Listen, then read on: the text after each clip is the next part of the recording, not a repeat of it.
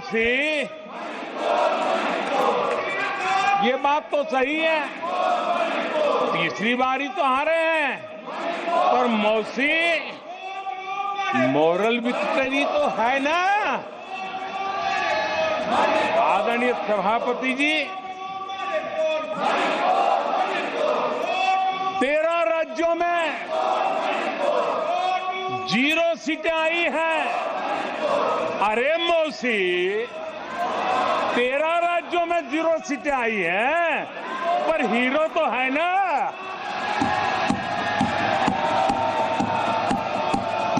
आदरणीय सभापति जी,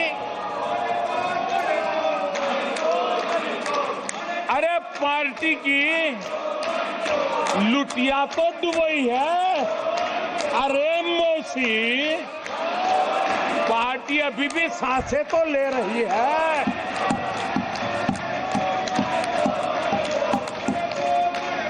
मैं कांग्रेस के लोगों को कहूंगा, जनादेश को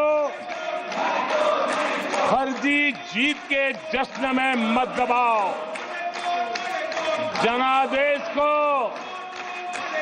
फर्जी जीत के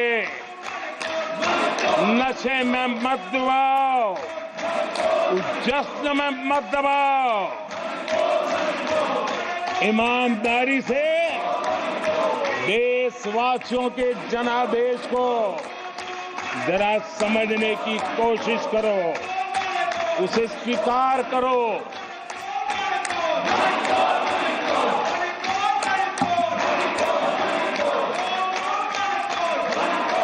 आदरणीय सभापति जी, मुझे नहीं पता कि कांग्रेस के जो साथी दल है,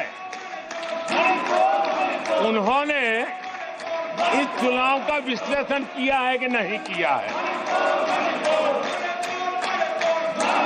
ये चुनाव इन साथियों के लिए भी एक संदेश है। आदरणीय सभापति जी, अब कांग्रेस पार्टी 2024 से एक परजीवी कांग्रेस पार्टी के रूप से जानी जाएगी। 2024 से जो कांग्रेस है, वो परजीवी कांग्रेस है। और परजीवी वो होता है जो जिस शरीर पर उस शरीर के साथ रहता है, ये परजीवी उसी को ही खाता है। कांग्रेस भी जिस पार्टी के साथ गठबंधन करती है, उसी के वोट खा जाती है और अपनी सहयोगी पार्टी की कीमत पर वो फलती फूलती है। और इसलिए कांग्रेस परजीवी कांग्रेस बन चुकी है। मैं जब परजीवी कह रहा हूं तो तथ्यों के आधार पर कह रहा हूं। आदरणीय सभापति जी,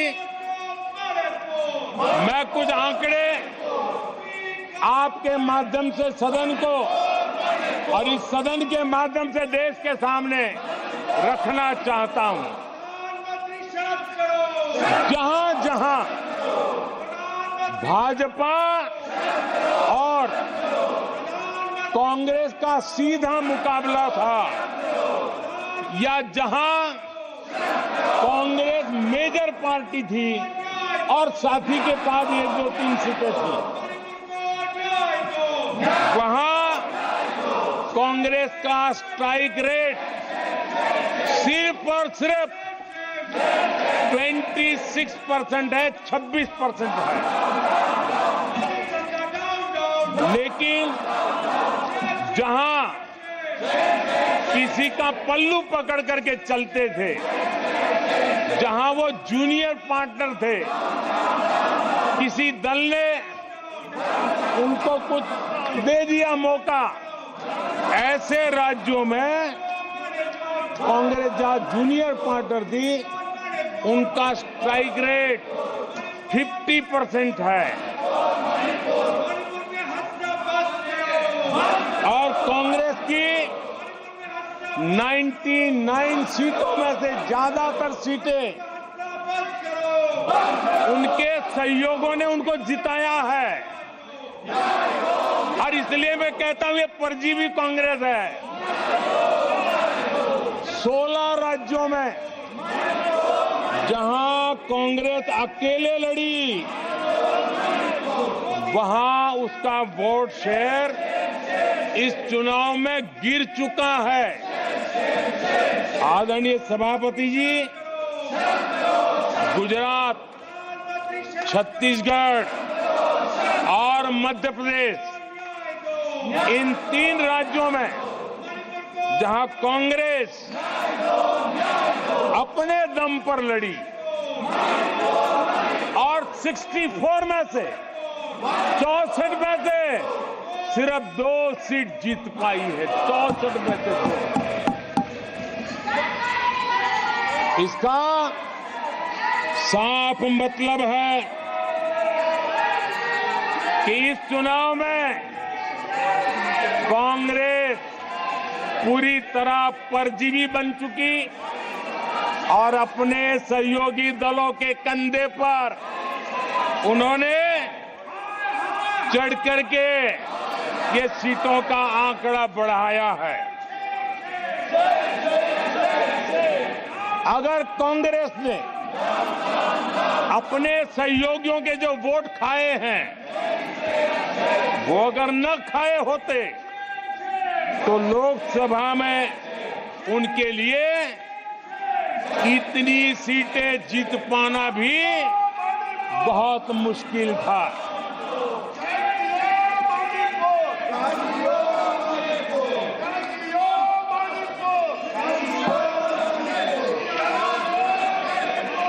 आदरणीय सभापति जी,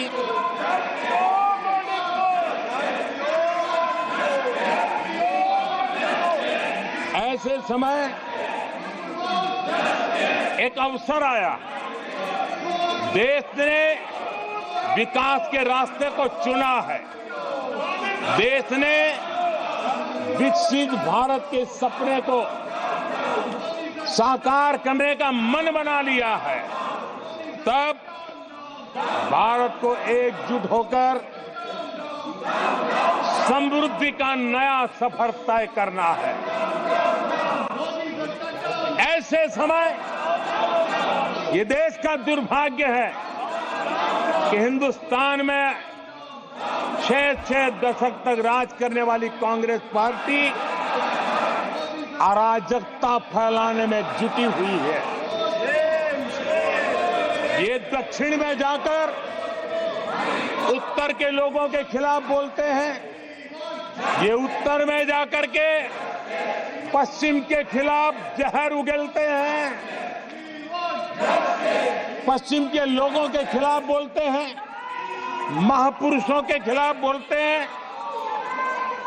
इन्होंने भाषा के आधार पर बांटने की हर कोशिश की है। जिन नेताओं ने देश के हिस्से को भारत से अलग करने की वकालत की थी, उनको संसद की टिकट देने तक का दुर्भाग्य हमें देखना पड़ा, जो कांग्रेस पार्टी ने पाप किया। कांग्रेस पार्टी खुलेआम एक जाति को दूसरी जाति के खिलाफ लड़ाने के लिए रोज नई नई नैरेटिव कर रही है, नए तय अफवाहें फैला रही है। आदरणीय सभापति जी, देश के एक हिस्से के लोगों को हीन बताने की प्रवृत्ति का भी कांग्रेस के लोग बढ़ावा दे रहे हैं। आदरणीय सभापति जी, कांग्रेस देश में आर्थिक अराजकता फैलाने की दिशा में भी सोच सोची समझी चाल चल रही है। चुनाव के दौरान जो बातें की गई राज्यों में, उनके राज्यों में जिस प्रकार से आर्थिक कदम ये उठा रहे हैं, ये वो रास्ता आर्थिक अराजकता की तरफ देश को घसीटने वाला है। उनके राज्य देश पर आर्थिक बोझ बन जाए, ये खेल जानबूझ करके खेला जा रहा है। मंचों से साफ साफ घोषणा की गई, अगर इनके मन का परिणाम नहीं आया, 4 जून को देश में आग लगा दी जाएगी। लोग इकट्ठे होंगे, अराजकता फैलाएंगे। ये अधिकृत रूप से आह्वान किए गए, ये अराजकता फैलाना इनका मकसद है। भारत की लोकतांत्रिक प्रक्रिया को सवालों के घेरे में लाकर अराजकता फैलाने का प्रयास किया गया है। सीएए को लेकर जो अराजकता फैलाई गई, देश के लोगों में गुमराह करने का जो खेल खेला गया, पूरी इकोसिस्टम इस बात को बल देती रही ताकि उनके राजनीतिक मकसद पूरे हो। आदरणीय सभापति जी, देश को दंगों में झोंकने के भी कुत्सित प्रयास पूरे देश ने देखे हैं। आदरणीय सभापति जी,